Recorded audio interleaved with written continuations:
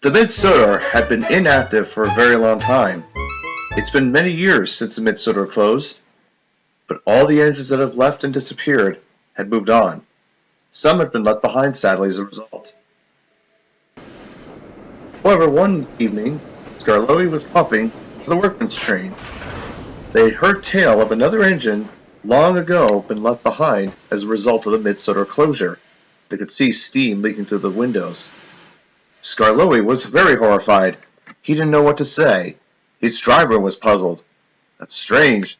This building was inactive. The workmen conceded to themselves and had to agree. They got out of the coaches and began demolishing the old building. It took a few tries, but at last they found an engine who had not been moving in a long time. He was old, he was weary, and was very interested in Skarloey. "Hello there.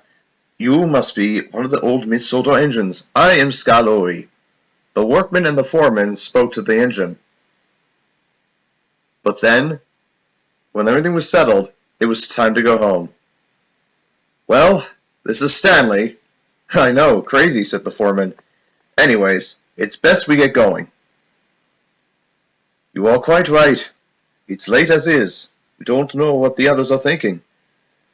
"Too right. It's great to be back. I miss being a generator."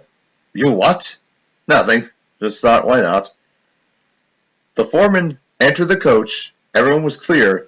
The guard blew his final whistles for the evening, and slowly pushed the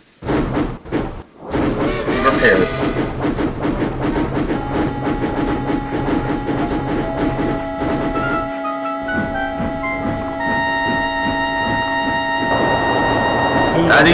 Stanley was repaired and saw Andreas talking to Duke. "Ah, I see you have returned, Stanley. Welcome." "Thank you, Duke. It's been a while. Andreas, it's been ages, hasn't it?" "The writing is on the wall for you, Stanley. Jinxed Engine you are. Ha ha." Peter, who was dropping off passengers for Andreas' train, was infuriated. "I'd be careful if I were you." "Likewise, you should." "But how? Another engine that has the same number as me? Smudger and Renee, surely, sir. All of us have to be renumbered to avoid confusion. Listen here, Dukey. Who worries about a simple remark as that? Seems not knowing that Sir Tom and sense Mr. Percival were watching at the bridge just after Croven's Gate. They were talking to each other about Andreas. "Andreas is into a lot of trouble." "Yes, he is."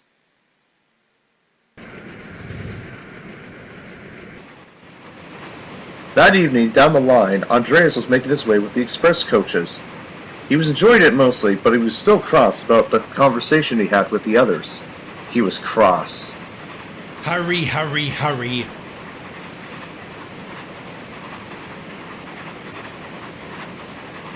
The train was a little heavier than usual, but he managed to get the coaches over to the bridge.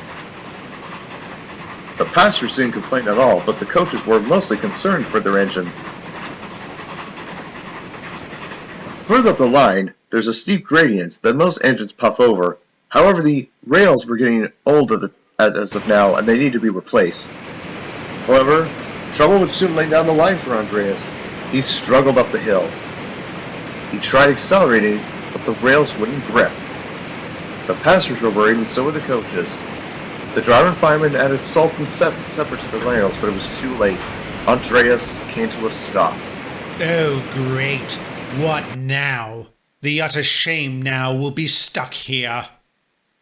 The guard went back for some help, while the driver and fireman put detonators all over the train to warn them of incoming objects. The fireman was really concerned. "Looks like we're going to be here for a while."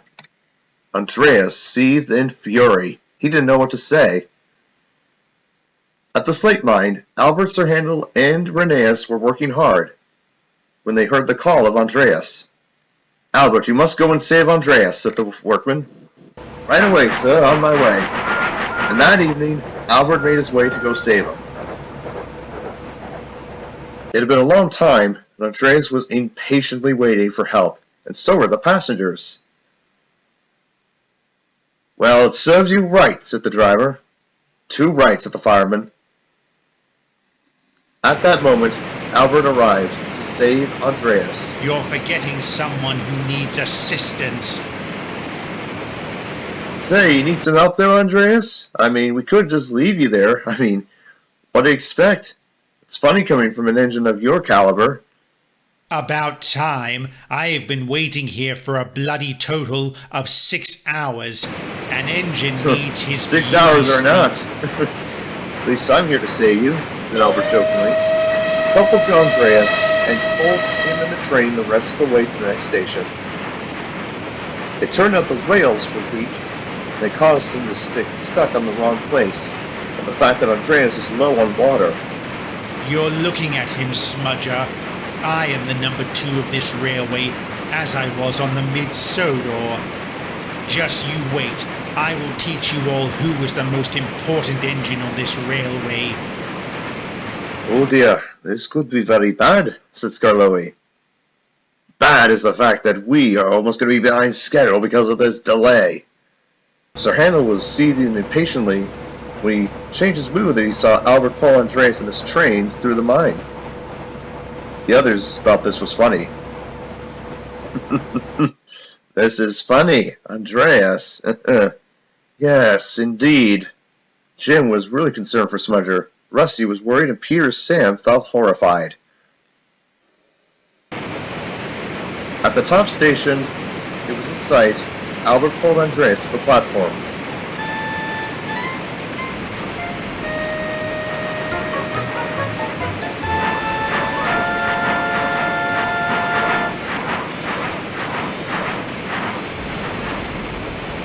Andreas remained silent, feeling very silly for what happened.